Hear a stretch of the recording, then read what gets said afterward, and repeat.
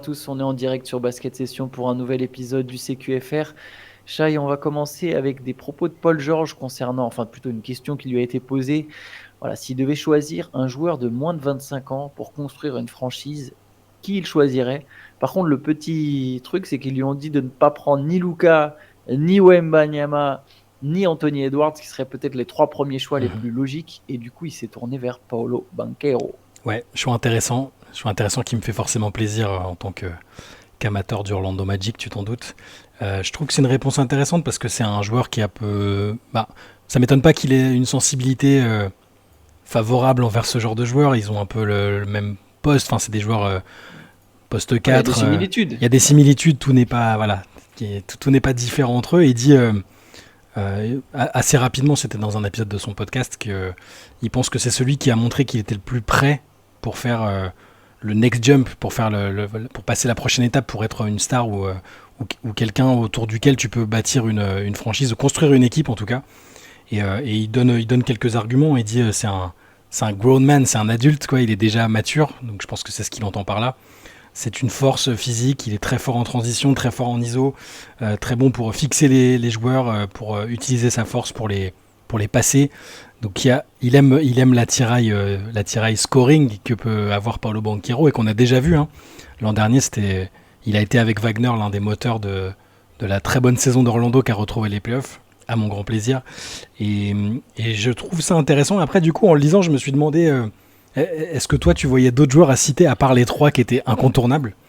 Banchero, j'ai trouvé que c'était une bonne idée parce qu'il avait déjà montré qu'il pouvait participer à une campagne de playoff. Les qualités, elles sont là. Il y a des progrès à faire, évidemment, hein, au niveau de l'adresse au lancer, par exemple. Il est qu'à 72%, l'adresse à 3 points, un peu le playmaking, la défense. Mais il a déjà montré des progrès, je trouve, entre sa saison rookie et aujourd'hui. Je trouve vraiment qu'on voit l'évolution. Il a pris en expérience, en maturité, tout ça. Je trouve que c'est un choix assez intéressant et qui me plaît plutôt. Ouais, moi aussi, je pense que je serais allé vers Banchero. À partir du moment où tu enlèves Wembanyama et Doncic, et Anthony Edwards, évidemment, j'aurais peut-être pris Anthony Edwards encore devant Banchero. Je peux te donner des noms. Il y a quand même le cas Zion Williamson, mais c'est un cas particulier. Il a moins de 25 ans. Hein. C'est déjà en fait le franchise player de son équipe, sauf qu'il n'est pas présent.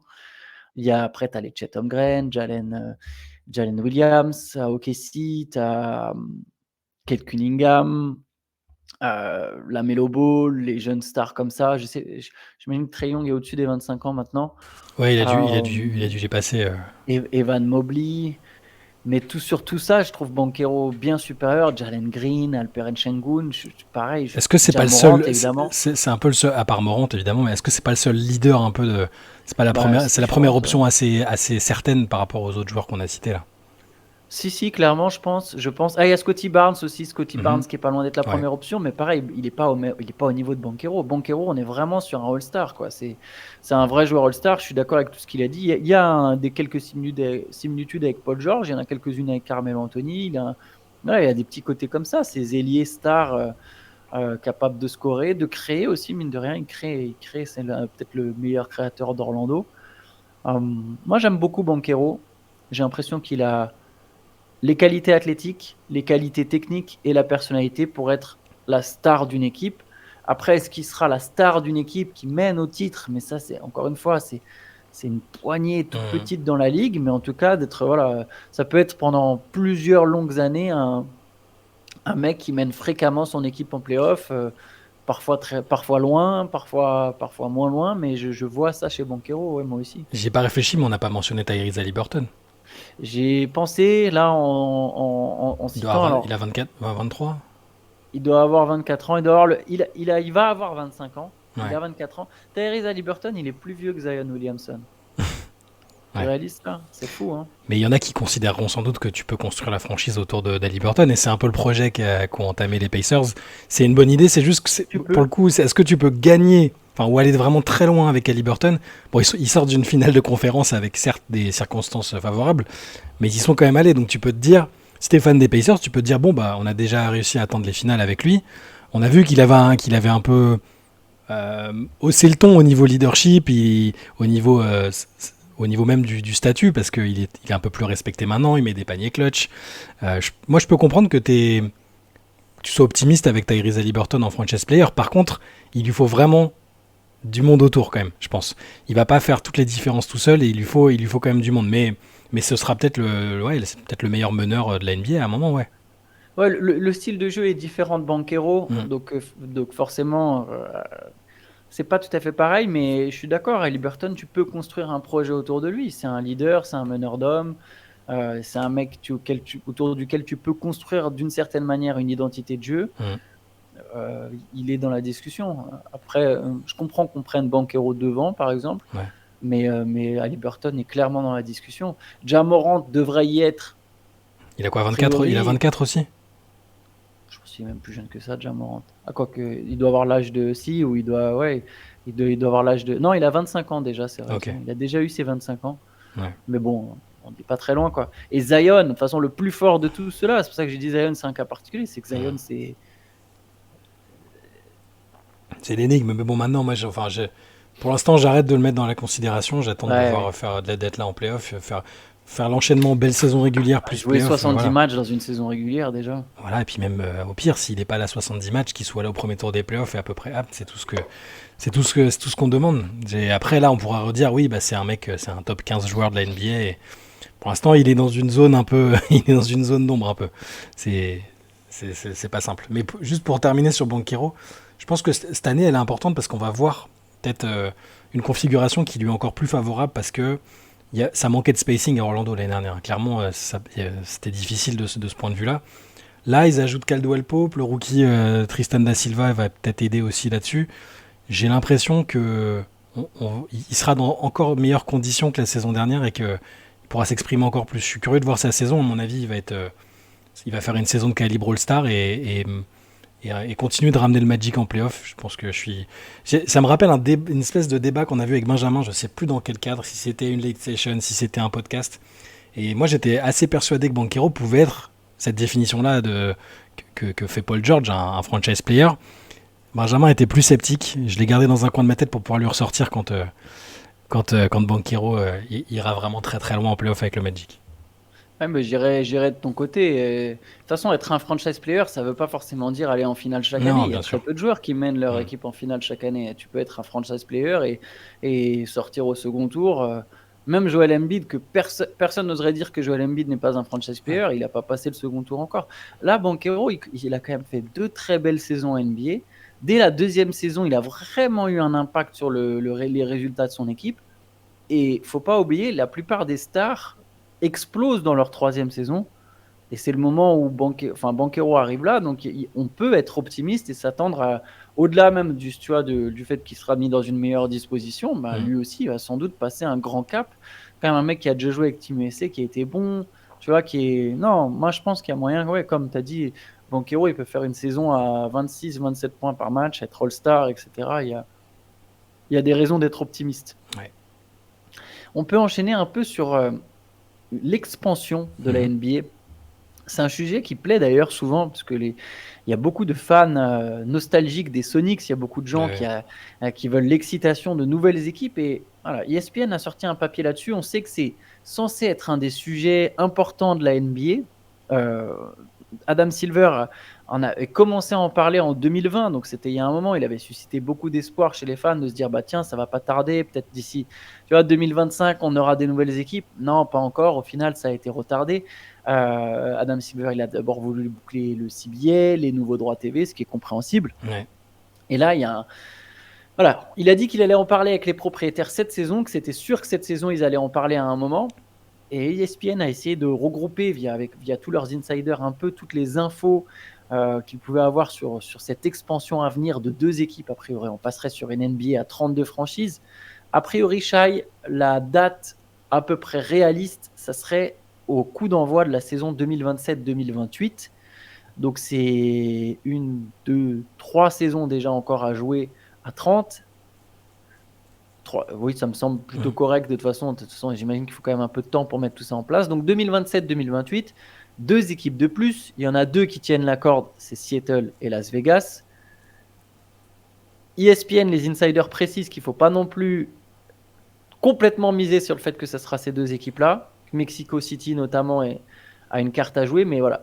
Las Vegas, Seattle. Et ce qui est intéressant sur Las Vegas, c'est que LeBron, apparemment, il pousse quand même vachement pour être le propriétaire de cette équipe. Donc, il est déjà en train de. Enfin, voilà, il a déjà sa nouvelle carrière.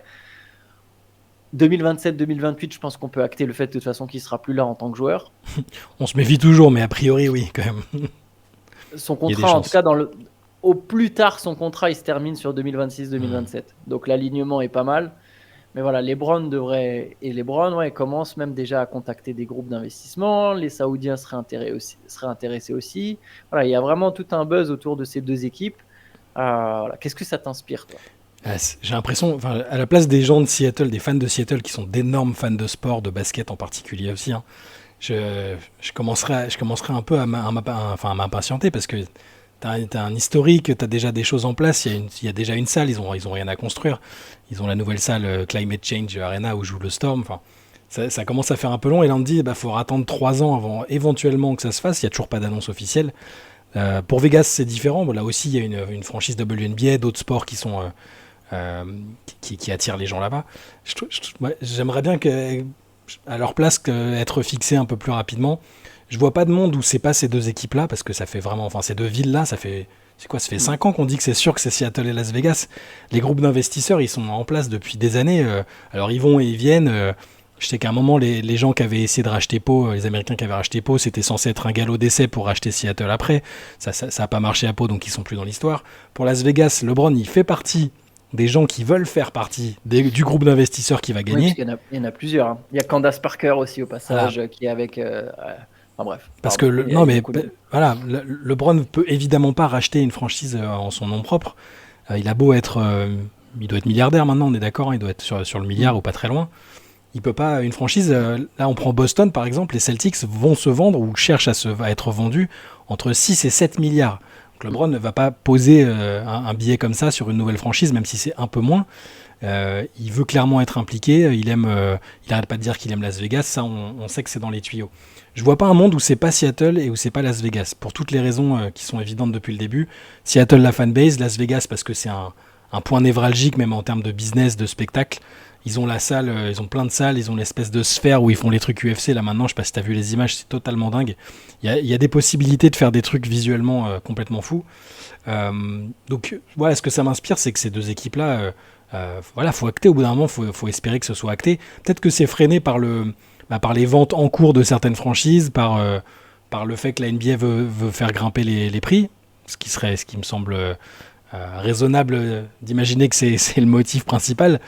Et après, pour les autres villes, je pense qu'il faut, s'il faut attendre 3 ans pour Seattle et Vegas, pour Mexico et pour le reste, que ce soit pour une nouvelle expansion ou pour un déménagement, j'ai peur qu'il faille attendre encore au moins 5 ans parce que là, pour le coup, il y a un peu moins d'infrastructures. Il y a des stades, hein, attention.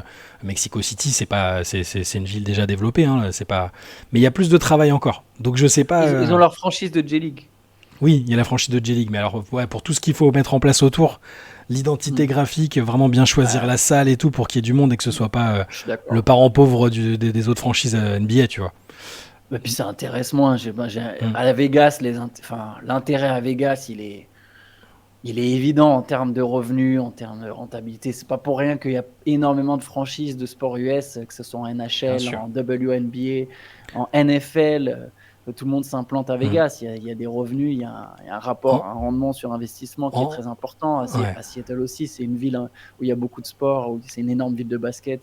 Mexico City, je pense, fait pas tout à fait le poids. Le seul intérêt pour la ligue, c'est l'ouverture sur le marché latino et le marché mexicain, tu vois. Mais Ouais, et que je suis géographiquement, d'accord que ça reste accessible, géographiquement relativement accessible, comme peut l'être Toronto, même si c'est un pays qui est pas les États-Unis.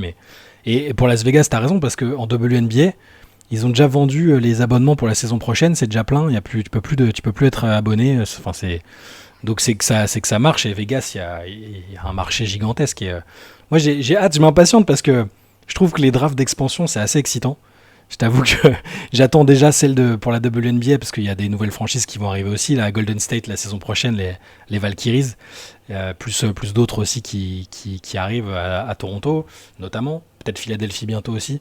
C'est le concept, on en reparlera au moment venu, hein, mais c'est vrai que ça fait des années qu'on en parle et qu'on imagine ce que ça peut donner. Donc ouais, j'ai quand même vachement hâte. Et encore une fois, je me mets à la place des gens, les fans de Seattle qui sont nostalgiques des Sonics, qui allaient au match à l'époque, doivent se dire, encore au moins 3 ans, c'est fou, tu vois. S'il se foire pas sur le maillot, je risque de devenir un fan des Sonics. Je l'annonce Bah tout de ouais, il y a suite. quelque Il y a chose que. grave moyen parce que c'est quand même une équipe que j'aimais beaucoup, Hmm. malgré la rivalité géographique avec Portland. Tu vas lâcher les Blazers, allez hop. Non, peut-être pas quand même, mais enfin, je sais pas, si, je m'en fous. C'est pas comme, Oui, c'est pas comme au foot, tu vois. ouais, bien On l'a sûr. déjà dit souvent. Hmm. Au final, on est souvent plus attiré par des joueurs Ouais. que par des franchises en NBA. En tout cas, nous, en ce qui nous concerne. Hmm. Mais c'est vrai que Seattle, il y a tout un truc quand même, la ville, enfin l'équipe. Non, mais ils Il y auront une a, il y a- fanbase énorme, les maillots vont se vendre direct, enfin ils vont faire un truc, c'est sûr. Ouais. Juste voilà, si ça pouvait ne pas trop traîner, ce serait cool. Si de notre vivant, on pouvait voir le retour des Sonics, ce Ouais. serait sympathique. Bah, franchement, si c'est 2027-2028, moi je prends. Ouais. D'ailleurs, j'y Ouais. pense. On vient de citer Mayo. Je sais pas si tu as vu sortir les éditions City. J'ai regardé vite fait, ça Non, m'avait mais, pas l'air fameux. non, mais à un moment, Nike, faut arrêter. Hein. Là, je pense vraiment, faut arrêter. Faut arrêter de changer les maillots City tous les ans. Faut arrêter même avec le concept des maillots City. Ouais. Je pense qu'ils sont tous dégueulasses, sauf peut-être un ou deux. Alors, je sais que c'est les goûts et les couleurs, mais il y en a quand même. Je pense que globalement, ils sont quand même presque tous dégueulasses. Ça fait combien d'années qu'il n'y a pas eu des Ça vrais n'a beaux maillots aucun City? sens. Il y avait une petite hype un moment sur quelques maillots avec Miami qui faisait des trucs Vice. Avec moi Minnesota, j'aimais bien avec le maillot Prince, un peu bon. Il y avait deux trois trucs sympas. Là, j'ai l'impression que ils ont du mal à retrouver Non, un mais, souffle. mais c'est simple. Je pense qu'à un moment, ils vont avoir du mal à les vendre et que c'est peut-être. Et encore, je sais pas, mais faut arrêter. Bref, c'était une petite parenthèse là sur l'expansion. Il y a d'autres petites choses. Pour Seattle, d'ailleurs, Seattle récupérera évidemment son histoire, son logo, son nom, son maillot. Ouais. Donc le Thunder deviendra une Ouais. franchise qui a été créée en 2008 et tout ce qui se passe de 2008 à maintenant, c'est l'histoire du Thunder. Parce qu'en fait, aujourd'hui, Gary Payton est le joueur qui a joué le plus de matchs sous le maillot du Thunder. Il en a joué 0. Mais voilà, c'est comme ça. Mais les records reviendront tout de suite à Seattle. Ça, c'est une bonne nouvelle. Il y a une question importante et c'est notamment celui de l'alignement des conférences. Et je pense il y a une des équipes qui va être basculée dans la conférence Est. Ouais, c'est sûr. Si on a deux nouvelles, voire deux, il y a deux nouvelles équipes à l'Ouest, Ouais, oui, il y a ouais. deux équipes qui Oui. seraient basculées à l'Est. Et c'est important pour ces équipes-là, je pense, surtout si la conférence Est reste un peu inférieure à la conférence Ouest, comme c'est le cas aujourd'hui. C'est-à-dire qu'une équipe comme New Orleans, Minnesota ou Memphis, deux de ces trois équipes se retrouveraient à l'Est. Pour Minnesota ou New Orleans, notamment, ou même Memphis, en fait. Pour tout le moi, monde, ouais. surtout, je pense même à New Orleans. New Orleans qui est à l'Ouest et finalement pas en playoff chaque année. Et là, d'un coup, cette équipe, tu la mets à l'Est, elle paraît tout de suite comme un outsider de la conférence Est. Moi, je ferais un mini tournoi entre les trois au moment où c'est Pour acté. savoir. Et là-dessus, C'est très voilà. bon, ça. Et les deux gagnants ont le droit de déménager à l'est et d'avoir un calendrier plus favorable. Mais oui, bien sûr, ce sera important. Ça faudra aussi y penser. Après, peut-être que ça va juste se jouer au niveau géographique, hein, tu sais. Je sais pas. Bah oui, Au niveau j'imagine. kilométrique, j'ai pas en tête, mais comme ça, j'aurais bien dit. C'est les trois équipes les plus à l'Est. Memphis, Minnesota. Faudra regarder. Géographiquement, on regardera lesquels sont. J'imagine que Memphis est la plus à l'Est. Ouais, c'est quand même pas mal à l'est. Hein. Mais. Ah, c'est Memphis et New Orleans les plus à l'Est. Ok, d'accord. Minnesota voilà. est un peu plus bon. Ouais, ce serait très bien pour les deux. Hein. Écoute, parce que là, pour le coup, Las Vegas et Seattle, ouais, tu peux pas te demander si c'est proche de l'est ou pas. Quoi. C'est vraiment Ouais, très à l'ouest. Mais ouais, ça va être des considérations à prendre en compte au moment où ça se fera le plus vite possible, j'espère. allez, on peut peut-être finir avec un petit point WNBA, Shai. Ouais. Qu'est-ce qui s'est passé cette nuit? Avant-dernière journée de saison régulière, donc il y a quelques places qui se sont verrouillées. New York a battu Connecticut et New York a battu Washington, pardon, qui est en train peut-être finalement de rater la 8e place. Mais bon, c'était un peu prévu. L'équipe voulait tanker et s'est retrouvée un peu par miracle candidate à la dernière place qualificative. T'as Minnesota qui a assuré la 2e place, les Lynx, qui ont battu le Sun dans un match justement pour cette 2e place, 78-76. Et New York, comme je disais, a battu Washington 87-71. Atlanta est en train donc de reprendre peut-être la 8e place avant la dernière journée contre Chicago. Ils ont battu Chicago 86-70. Il y avait une preview peut-être du premier tour de playoff entre Las Vegas et Seattle. Las Vegas qui a gagné 85-72. Gabby Williams a encore fait un bon match, on le répète à chaque fois. Elle a fini 2e ou 3e meilleure marqueuse de l'équipe. Il n'y a toujours pas de Jewel Lloyd et Izzy McBegor. Je ne l'ai pas précisé les dernières fois quand on a parlé de son changement de statut. J'ai vu vos commentaires. Effectivement, ça joue, mais en leur absence, en tout cas, elle a réussi vraiment à monter en régime. Et là, elle joue 39 minutes. C'est la joueuse qui a le plus joué pour Seattle. Et elle finit avec 14 points, 5 rebonds, 5 passes. malgré la défaite assez logique, somme toute, contre les Aces d'Asia Wilson, qui a marqué 21 points, qui continue de dominer sur cette fin de saison. Il reste une journée, donc pas cette nuit, mais la prochaine. Et après, on passera directement aux playoffs. Il y avait un dernier match. Phoenix a battu Los Angeles dans un match qui compte pour du beurre. Et Brittney Griner a montré qu'elle était encore très intense sur le terrain. Elle s'est embrouillée avec Rickea Jackson, la rookie. C'était un peu chaud. Elles ont dû être séparées, mais voilà, rien de très grave. Voilà pour les résultats. Je regarde juste le classement pour vous le donner, parce que là, je vous l'ai donné de tête. Mais donc, Atlanta a bien récupéré la 8e et dernière place qualificative pour les playoffs avant la dernière journée. On sait que c'était un peu le plan de Chicago. Hein. Voilà, Chicago et Washington ont le même bilan, 13 victoires, 26 défaites. Et ils sont encore à une victoire d'Atlanta. Il faudrait que je regarde au niveau du tiebreaker, mais bon, je pense quand même qu'Atlanta va être l'équipe qui décrochera le 8e spot et aura le redoutable plaisir d'affronter New York au premier tour. Mais voilà, bon courage. Et donc le classement: Minnesota 2e, Connecticut 3e, les Aces 4e, Seattle 5e, Indiana 6e, Phoenix 7e et Atlanta 8e. Ce qui donne pour l'instant, avant la dernière journée, pour finir, premier tour: New York, Atlanta, Minnesota, Phoenix, Connecticut, Indiana et Las Vegas, Seattle. Voilà. On vous relayera ça au moment où les playoffs débuteront. Exactement. Bon, on va s'arrêter là pour aujourd'hui. Et puis de toute façon, on se retrouve comme d'habitude demain. Nouveau CQFR. Yes. Ciao à tous. Bonne journée. Ciao.